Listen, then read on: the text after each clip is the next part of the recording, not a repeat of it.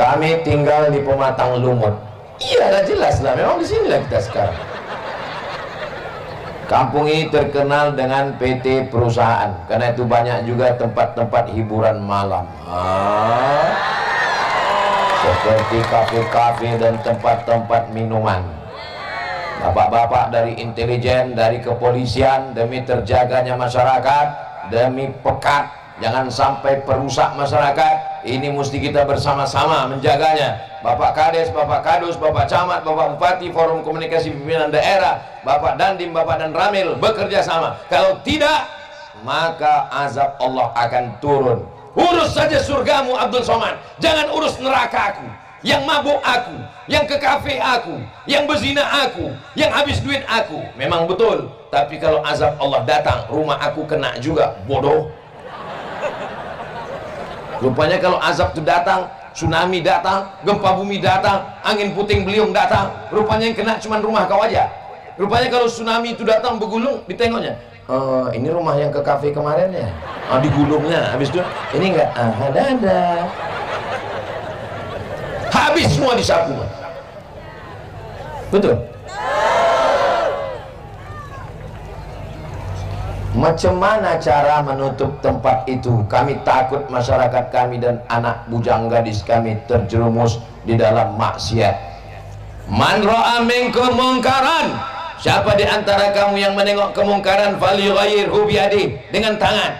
Bupati, camat, kades, kadus, RT, RW, Dandim dan Ramil, Kapolres, Kapolsek, Babin Kamtipmas, dengan kekuasaan, dengan pistol, dengan tangan. Kalau tidak, masyarakat yang ramai ini akan bergerak menuju tempat-tempat maksiat dengan takbir mereka. Takbir! Habis rata itu dengan tanah. Siap? Awas, hati-hati. Ini tinggal menuju, ini saya tinggal nanya aja di mana tempatnya, selesai ini malam. Maka kalau mau aman, kondusif, maka tegakkanlah hukum. Kalau hukum negara tidak ditegakkan, jangan salahkan kalau terjadi hukum rimba. Betul? Tolong penjelasannya Pak Ustaz. Udah jelas, sudah jelas. La ta'murunna bil ma'ruf, ajak orang buat baik. Wa la tanhauna 'anil munkar, larang orang buat munkar. Kalau itu tidak kamu lakukan, la yusikanna ayyab'atsallahu 'alaikum iqaban, dikhawatirkan akan turun hukuman dari Allah. Summa tad'unahu, lalu kamu berdoa beramai-ramai, fala yustajabu lakum, doa kamu tidak dikabulkan. Kenapa? Karena dia melihat perbuatan mungkar, maksiat. Enggak usah, biarlah mereka, itu urusan mereka, yang penting kita ke masjid. Pak Imam, Pak Ustadz, mereka berzina, mereka berjudi, biarkan aja mereka berzina selama enggak merusak masjid kita. Lama-lama mereka mendekat, habis semuanya. Anak kita, menantu kita, cucu kita, rusak semuanya. Mudah-mudahan Allah menjaga negeri ini, insya Allah. Amin. Bagaimana hukumnya wanita belum mandi junub sudah masak?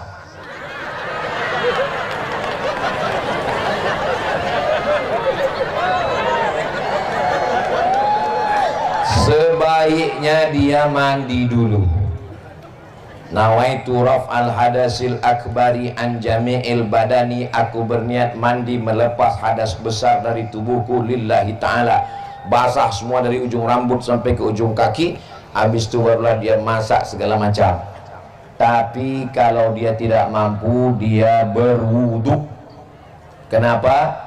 Karena pernah dalam suatu hadis Nabi tidak mandi tapi dia berwudu, lalu kemudian tetap melaksanakan aktivitas. Tapi yang paling afdal, paling bagus, dia mandi dulu. Kalau ada perempuan lalu kemudian dia dalam keadaan berhadas besar, lalu kemudian dia memasak buat teh manis, apakah kita yang memakan masakannya itu dapat bala haram? Tidak. Ini bukan masalah halal haram, tapi ini terkait dengan keberkahan. Keberkahan itu turun karena kesucian. Jadi sebaiknya, seafdolnya adalah mandi. Kalau tidak juga dia berwudu. Misalnya dia sangat sibuk, tidak sempat, anak mau pergi sekolah, maka dia berwudu, habis itu dia masak, dia kasih ke anaknya. Nah ini. Tapi ada juga orang yang tidak bisa mandi sama sekali. Kata dokter jangan mandi, kalau mandi nanti mati. Maka orang yang seperti ini dia tayamum. Dia bertayamum. Dia tayamum pun tak bisa Pak Ustaz, ditayamumkan. Tak juga bisa, kuburkan. Berarti udah mati. Bagaimana hukumnya jika anak angkat yang dipelihara dari bayi dibuatkan aktenya binti ayah angkat?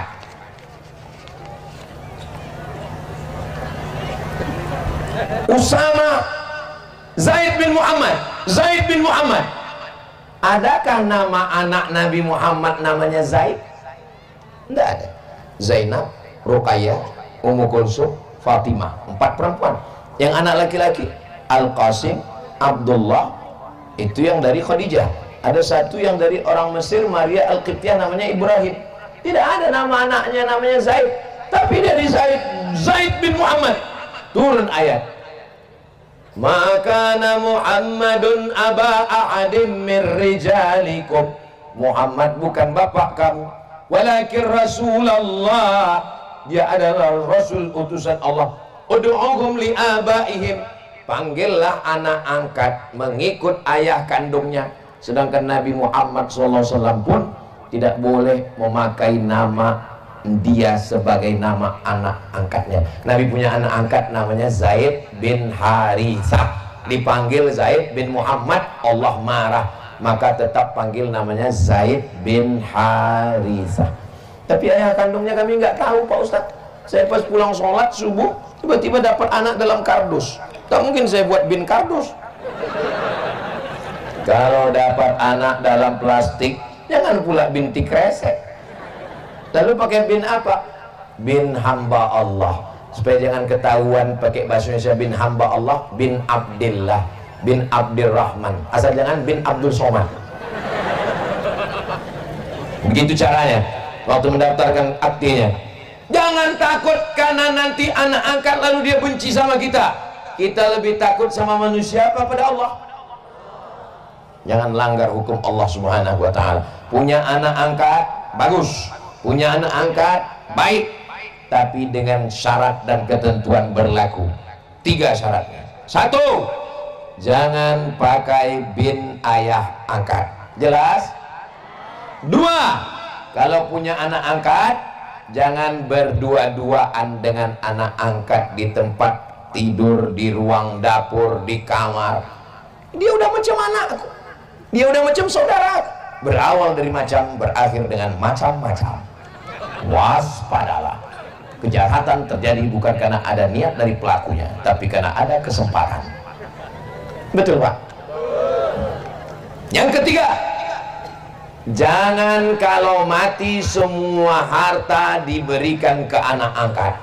Kalau aku mati nanti semua hartaku untuk anak angkatku.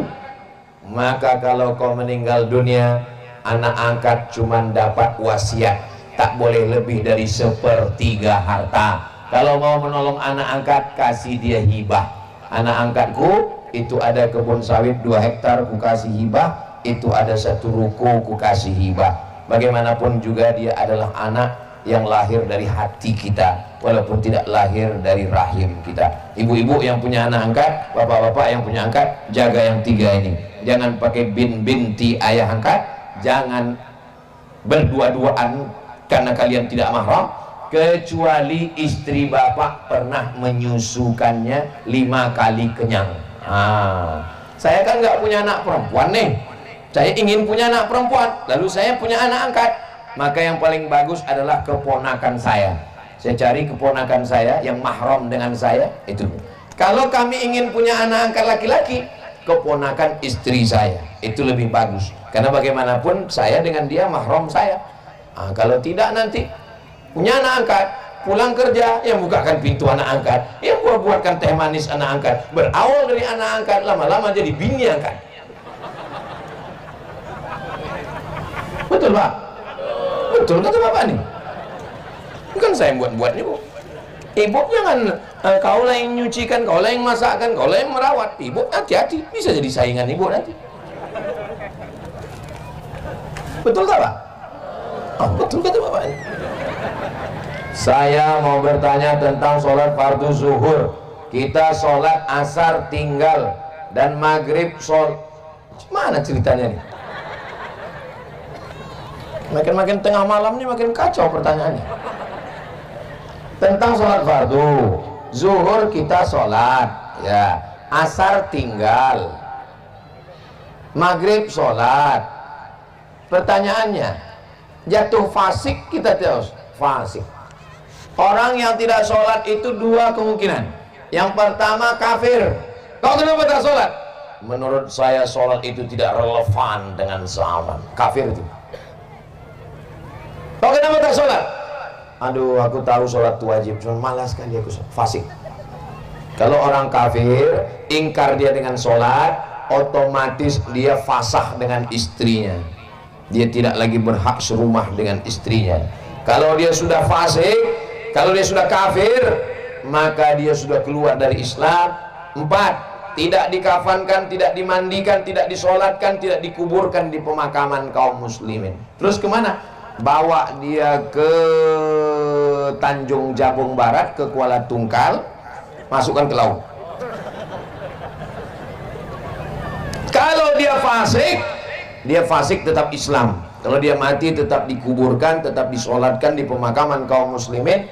Tapi dia fasik, tak dapat hidayah. Bapak ibu adik-adikku hafal semua ayatnya. Yudillu bihi katsiran wa yahdi bihi katsira wa ma yudillu bihi illal fasiqin. Allah tak berikan hidayah kepada orang yang fasik. Mudah-mudahan suami ibu yang belum terbuka pintu hidayah sholat, pulang dari sini dia sholat insyaallah. Sholat. Mencari menantu, sholat. Mencari suami, sholat. Mencari istri, sholat. Apa pula soman? Sholat. Kertas yang terakhir. Apa hukumnya menikahi anak paman?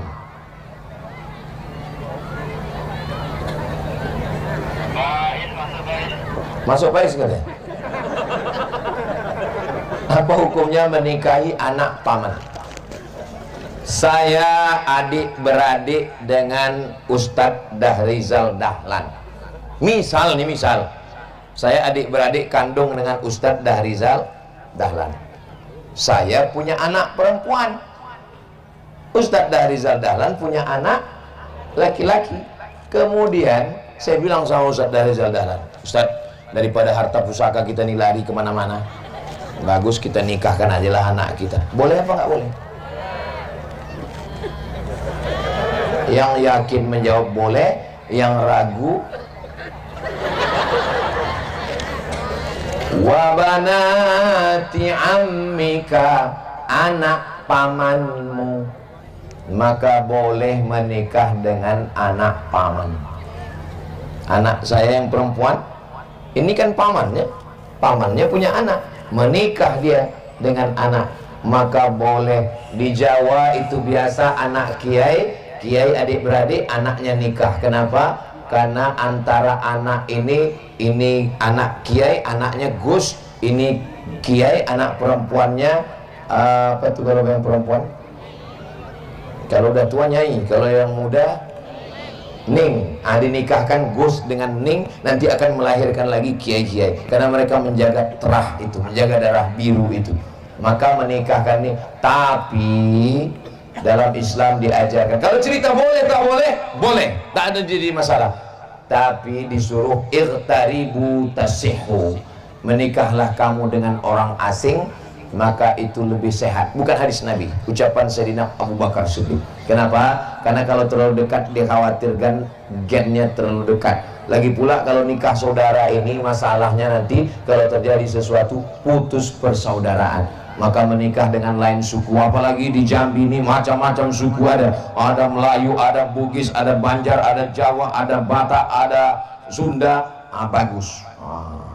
Khalaqnakum min dzakarin, kami ciptakan kamu dari laki-laki, wa unsa perempuan, wa ja'alnakum syu'uban wa qabaila, kami jadikan kamu suku-suku berbangsa-bangsa, lita'arafu, supaya kamu saling kenal mengenal. Saya nggak mau mantu dengan orang Batak. Kenapa nggak mau? Karena kami nanti kalau mantu sama orang Batak rugi Pak Ustadz, kami emas jadi tulang. Ini karena nggak kenal aja. Kalau dia udah kenal baik nggak masalah. Ini kenal dengan baik. Datanglah orang Minang ke restoran, orang Sumatera Utara datang ke rumah makan Padang. Orang Sumatera Utara kalau jumpa itu pertanyaannya biado. Biado itu artinya apa kabar? Biado. Dijawab sama orang Minang, babina nado kambiang. Padahal biado itu artinya apa kabar. Jadi kita ini mesti belajar bahasa, tutur kata, sopan santun, budi bahasa. Kita di Sumatera ini rata-rata kuat, suaranya keras. Aceh keras, Sumatera Utara keras, Sumatera Barat keras. Kenapa suara kita di Sumatera ini keras? Ada dua sebab. Yang pertama karena bukit-bukit angin kencang. Yang kedua karena rata-rata makanannya cabai pedas semua. Orang kalau pedas tuh keras semua. Wah. Tapi kalau kita ke Jawa Barat, itu sudah bilang kumaha atuh daun lembut. Kenapa di sana tuh lembut? Karena makanannya pucuk-pucuk daun hijau, dan dia masak pakai gula. Pergilah ke Jawa Tengah, di Yogyakarta itu gudeg itu, saya makan gudeg ditanya orang enak Pak Ustaz, rasa kolak rasa, saya bilang ini faktor makanan. Nah, jadi kita kalau udah kenal dengan orang, kita tidak menyalahkan lagi semua saudara kita. Di Indonesia ini kita diikat dengan dua persaudaraan. Saudara yang pertama adalah saudara la ilaha illallah Muhammadur Rasulullah. Andai kita tidak seagama, kita tetap bersaudara, sama-sama warga negara Kesatuan Republik Indonesia, Undang-Undang Dasar 1945 dan Pancasila. Merdeka! Tapi kita tidak akan merdeka kalau tidak ada teriakan Allahu Akbar. Jadi kalau ada orang mengatakan siapa yang berteriak merdeka, berarti dia anti Pancasila. Siapa yang berteriak Pancasila, berarti dia anti Allahu Akbar. Ini orang nggak ngerti sejarah. Kita bisa berteriak merdeka itu karena orang yang berteriak takbir merdeka. Nah, itu berarti tandanya saya udah ceramah 1 jam 10 menit. Ini melanggar kode etik. Karena di mana-mana saya ceramah 1 jam, tiba-tiba di Pematang Lumut bisa 1 jam 10 menit. Tapi nanti kalau ada yang nanya, kenapa kemarin itu di Pematang Lumut lewat 10 menit? Karena di sana anak muda semua. Di akhir majelis, mari kita berdoa, mudah-mudahan Pematang Lumut dijaga Allah Ta'ala, anak-anak mudanya dijaga Allah Ta'ala, yang masih jahat dibukakan Allah pintu hidayah, yang sudah kita doakan tetap juga jahat dibukakan pintu liang lahat, jangan diaminkan. Ala hadhihi niyah, untuk niat yang baik-baik. Al-Fatihah.